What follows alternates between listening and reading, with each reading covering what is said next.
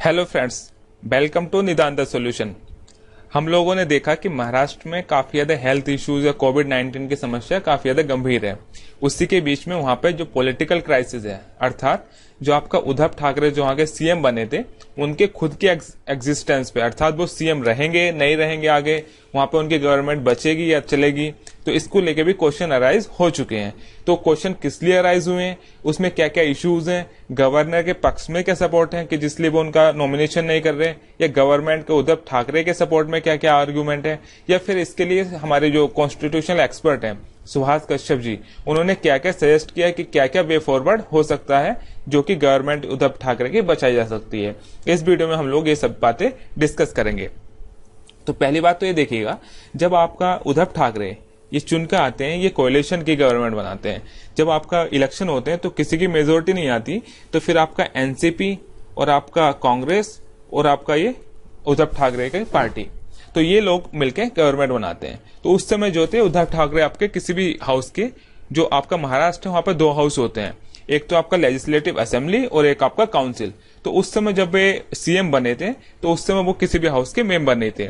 तो ऐसा प्रोविजन है आर्टिकल 164 क्लोज 4 के अंतर्गत कि आप 6 मंथ तक सीएम रह सकते हैं। तो उनका जो सीएम मतलब सीएम वाला 6 मंथ है वो आपका पूरा होगा 24 मई 2020 को। तो इससे पहले क्या है, इस डेट से पहले उन्हें या तो आपका लेजिस्लेटिव असेंबली का मेंबर बनना होगा या फिर आपका काउंसिल का मेंबर बनना होगा।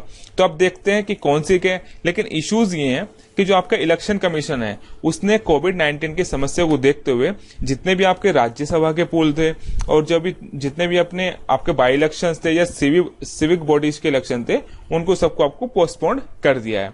तो अब उनके पास दूसरा ऑप्शन बचता था कि वो आपका नॉमिनेशन, जो कि लेजिस्लेटिव काउंसिल में जो नॉमिनेशन होता है उसके थ्रू वो आपका लेजिस्लेटिव काउंसिल में असेंबली में एंट्री करें। तो इसमें आपका महाराष्ट्र की जो लेजिस्लेटिव काउंसिल है उसमें 12 मेंबर्स का नॉमिनेशन होता है, 12 मेंबर्स का नॉमिनेशन होता है। और इसमें क्या आपके 2 पोस्ट खाली बची हुई हैं। और ये किस बेसिस पे नॉमिनेशन होता है, तो आपका आर्टिकल जो 174 है कॉन्स्टिट्यूशन का, वो गवर्नर को पावर देता है 12 मेंबर को नॉमिनेट करने के लिए महाराष्ट्र में लेजिस्लेटिव काउंसिल में। किस किस बेसिस पे, एक तो आपका लिटरेचर हो, साइंस हो, आर्ट हो, कोऑपरेटिव मूवमेंट या सोशल सर्विस उन्होंने प्रोवाइड करी हो। तो अब ये आती है बात कि जो आपका उद्धव ठाकरे हैं वो इसमें से किस कैटेगरी में आ सकते हैं। तो आप याद रखिएगा कि एक केस है जो इलाहाबाद हाई कोर्ट का आपका 1961 की रूलिंग है। ये केस था आपका हरिशरण वर्मा वर्सेस चंद्रभान गुप्ता। इस केस में इलाहाबाद हाई कोर्ट ने क्या कहा था, उसने कहा था कि जो आपका पॉलिटिक्स है उसको भी आप एक सोशल सर्विस के रूप में ले सकते हैं। तो कहने का बात अभी है कि उनका इस कैटेगरी में नॉमिनेशन तो हो सकता है, और जो आपके 2 पोस्ट है नॉमिनेशन के लिए वो खाली भी हैं। तो अब देख लेते हैं इश्यूज क्या आ रहे हैं जो गवर्नर ने उनके अभी तक अपॉइंटमेंट नहीं करी है।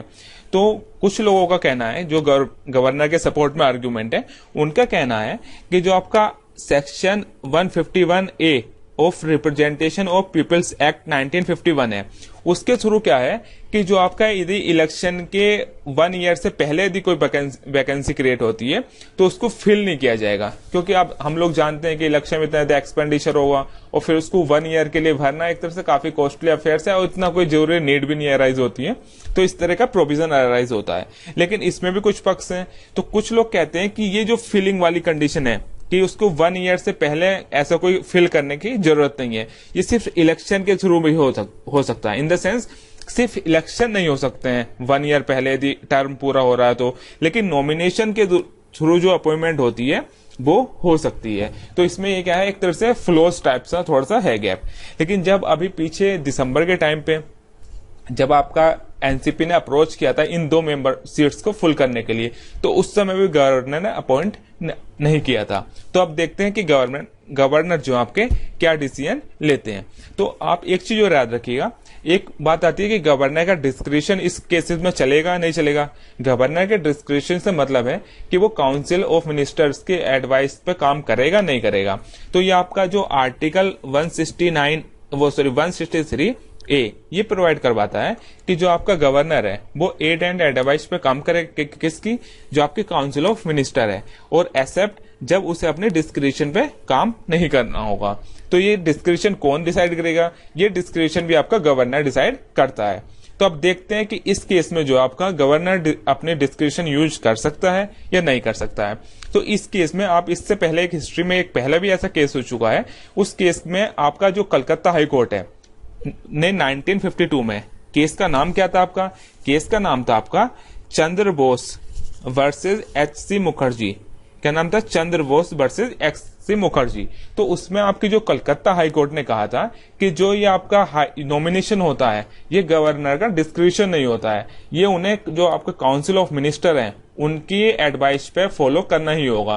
क्योंकि उस केस में भी जो आपका गवर्नर थे उन्होंने जो नॉमिनेशन भेजे गए थे काउंसिल ऑफ मिनिस्टर के थ्रू कुछ रिजेक्ट कर दिया था, ये कहते हुए कि इनमें से कोई भी उन्हें एक एलिजिबल पर्सन नहीं लगा है। उसी के बीच कुछ दिन पहले ही आपके बॉम्बे हाई कोर्ट की रूलिंग भी आती है।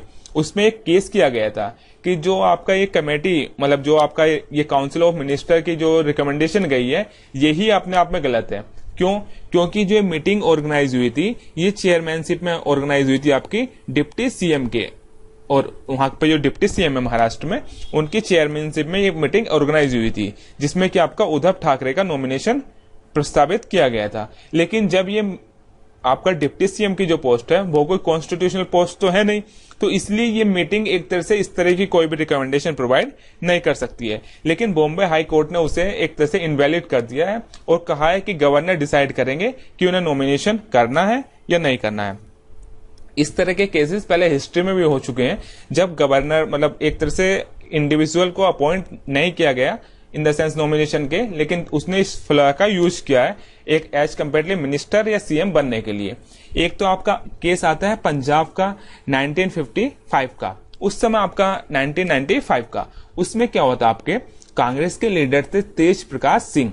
तो ये क्या होते हैं, ये आपका असेंबली में वहां पर बाई कैमरल नहीं है, इन द सेंस दो हाउस नहीं है, तो सिर्फ वहां पर आपके इलेक्शन के थ्रू ही अपॉइंटमेंट हो सकती है।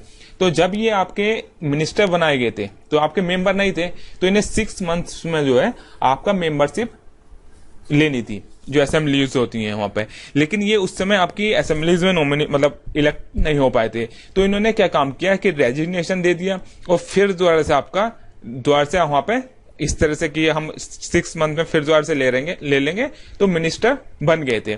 लेकिन जो आपका हाई कोर्ट जब इस चीज को चैलेंज किया गया तो आपका जो पंजाब और हरियाणा हाई कोर्ट है उसने इसे तो वैलिड कर दिया। लेकिन जब ये सुप्रीम कोर्ट में केस गया तो वहां पे सुप्रीम कोर्ट ने कहा कि ये एक तरह से अनडेमोक्रेटिक है, इम्प्रॉपर है, इनवैलिड और अनकॉन्स्टिट्यूशनल है, इस तरह से इससे। लेकिन जब तक ये केस आया, जब तक आपका ईयर हो गया था 2001, तो एक तरह से वो इंडिविजुअल जिसपे ये केस होना था, मतलब इस तरह की कुछ कार्यवाही होनी थी, उनका अपॉइंटमेंट मतलब उन्हें मिनिस्टर बनाए रहना चाहिए नहीं रहना चाहिए, वो उनका टेन्योर पूरा हो चुका था।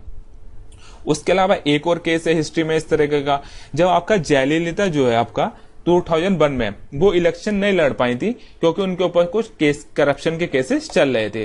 तो उन्होंने जब इलेक्शन में उनकी पार्टी जीत जाती है तो वो एक तरह से आपका नॉमिनेट हो गई थी एक तरह से सीएम के लिए।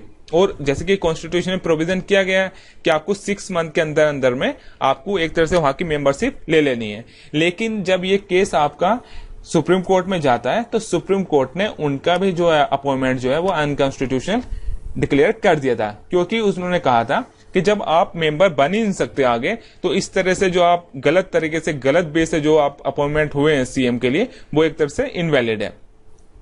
उसके अलावा हम देख लेते हैं कि जो हमारे कॉन्स्टिट्यूशनल एक्सपर्ट हैं सुभाष कश्यप, वो क्या क्या चीज कहते हैं कि क्या क्या महाराष्ट्र में ऑप्शन बचे हुए हैं और क्या क्या वहां पे हो सकता है।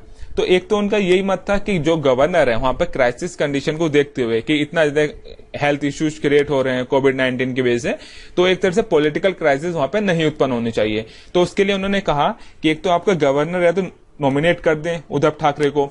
इसके अलावा उन्होंने कहा कि वो ऐसे कर सकते हैं या तो उद्धव ठाकरे कि जैसे कि आपने पहले केसेस में भी देखा कि वो रिजाइन कर दें और फिर दोबारा से रीअपॉइंट हो जाएं, तो उन्हें फिर दोबारा से 6 मंथ्स मिल जाएंगे कि जो अपना जिसमें उन्हें एक तरह से मेंबर बनना होगा। लेकिन उन्होंने कहा कि एक तरह से देखा जाए तो जैसे कि सुप्रीम कोर्ट ने पहले भी इस चीज को इनवैलिड कर चुकी है, तो ये एक तरह से गलत मीन होगा।